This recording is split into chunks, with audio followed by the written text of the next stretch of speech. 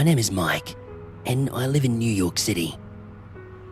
Now, I personally am not sure where you live, and I honestly don't care where you live either. But if you've ever lived in New York City, particularly Manhattan Island, you would be aware of the vast multitude of phone booths that you can find there. In a lot of other places, such things are more scarce, as usually there are simple payphones and whatnot around the area that get the job done just as well.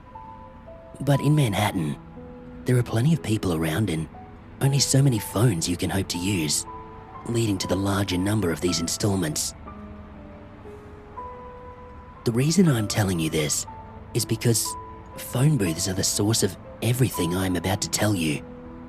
And as ridiculous as this may sound, please hear me out, as I don't want anyone else to have to go through my experiences. So, take my story for what you will, but consider it a warning above all else. That's what I'm typing this to be. I used to work at a local restaurant that makes hot dogs. A lot of people come to New York for a taste of American food from all across the world, from Asia to Africa. Selling hot dogs was a surprisingly good business, but we needed to be more accessible to the throngs of people who walked through the streets. This led to our eventual decision to service hot dog carts across the island.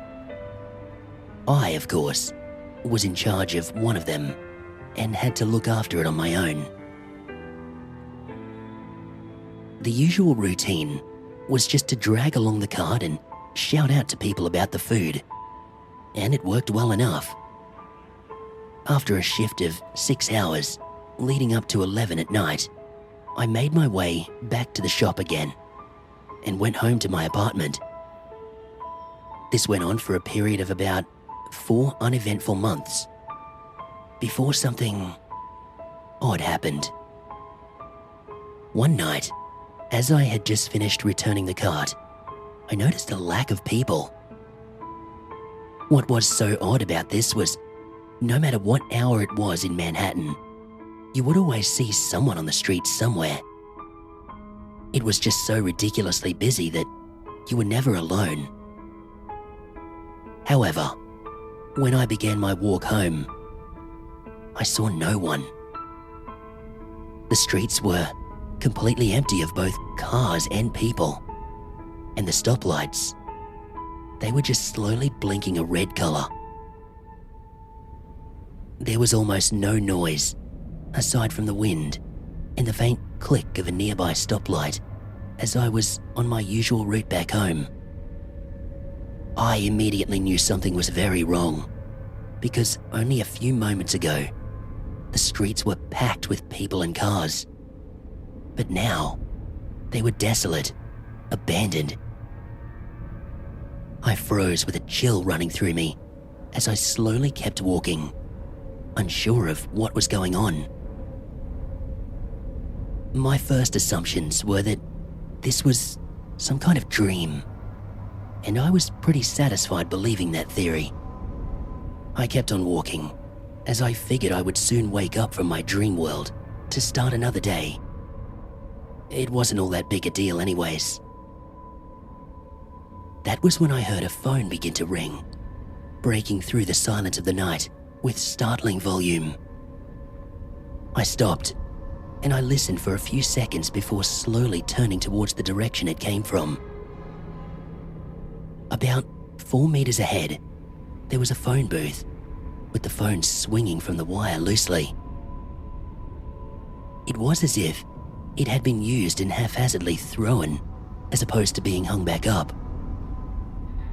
Considering this was a dream, I found no reason not to walk into the booth and pick it up, pressing the earpiece against my skull. "Hello?" I spoke casually, not caring what happened in the slightest. "Hello, Michael." An extremely odd voice replied. It sounded raspy, as if the speaker was having trouble breathing. But it sounded horribly off-tone as well, ranging from high-pitched to low-pitched multiple times in the course of a single second. It sounded malicious, full of poor intent. I was immediately uneased by it. The fact that the speaker knew my name didn't worry me though. This was a dream after all. So, what might you be calling for then? I asked, nervousness creeping through me as I did so. Even if this was not real, it still felt unsettling. I want you to close the door of the booth, Michael. It replied, as if it knew I was going to do it before I even did.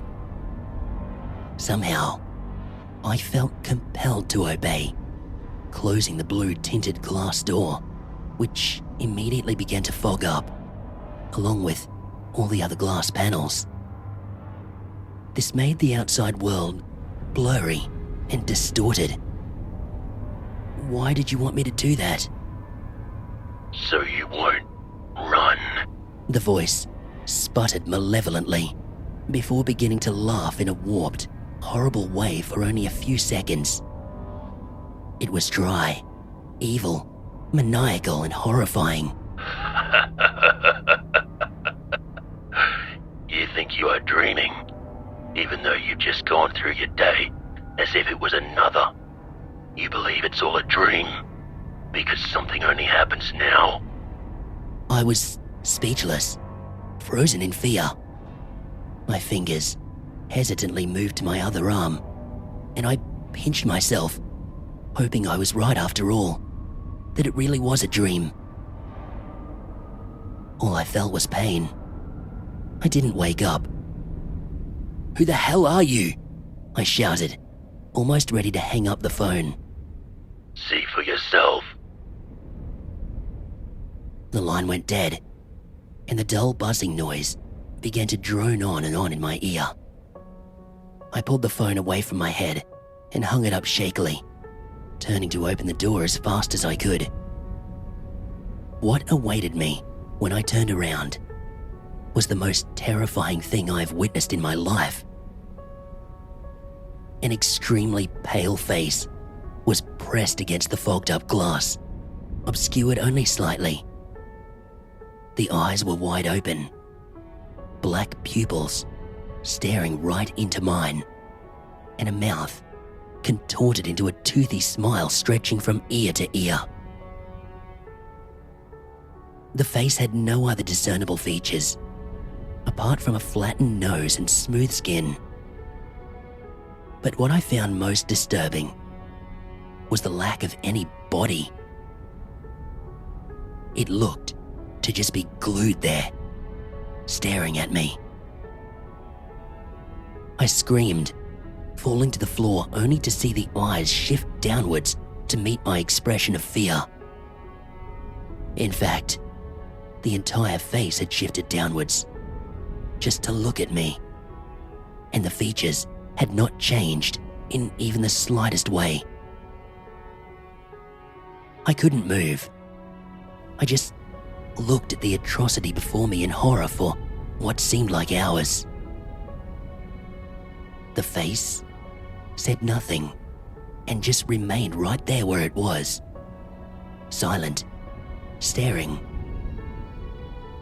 Then, the phone rang once again, reverberating through the small room over and over. It took a few more minutes for me to slowly rise to my feet, eyes locked on the face the whole time. My hand nervously grabbed the telephone, and I put it against my head, almost against my will. It was as if I had been forced to do it, as opposed to breaking out the opposite end of the booth, like I should have done. What do you want?" I asked weakly, all the while focusing on the glass. I want to see you scream, to be afraid. It rasped once again, but even though the words were coming through the phone, the mouth of that face had a smile still etched into it, unchanged the entire time. Just leave me alone, man. I've got money, I've got... What do you have that I want? The voice roared, deafeningly into my ear, causing me to recoil in pain at the burst of sound. I will show you what I want. The voice became extremely deep now, grating, almost demonic in nature. I pressed my back against the glass, trying to get as far away from the face as I could. Once again, the line went dead, and I was left with the face still staring right at me. After about 30 seconds of further silence, an arm, just as ghostly white as the face, reached through the glass. Fingers, like bones, began to emerge, reaching for my throat and slowly coming closer and closer towards me. I screamed and began hitting the glass as hard as I could with the phone. It began to crack. I hit it again and again until I felt a cold finger touch the back of my neck. I struck the glass again until at last it shattered. I fell to the concrete ground, still petrified by fear. Upon looking up, my eyes met with those of a few other people. They seemed confused as to what had just happened. Cars once again lined the roads, and the sounds of Manhattan had returned in full strength. I rose to my feet, breathing deeply and stumbling away down the street, back to my apartment. I didn't look back once. I never used that phone booth after that, and I never will again. To this day, I am unsure as to what happened that night, and just thinking about it still frightens me, because I know it wasn't a dream. It called me again today.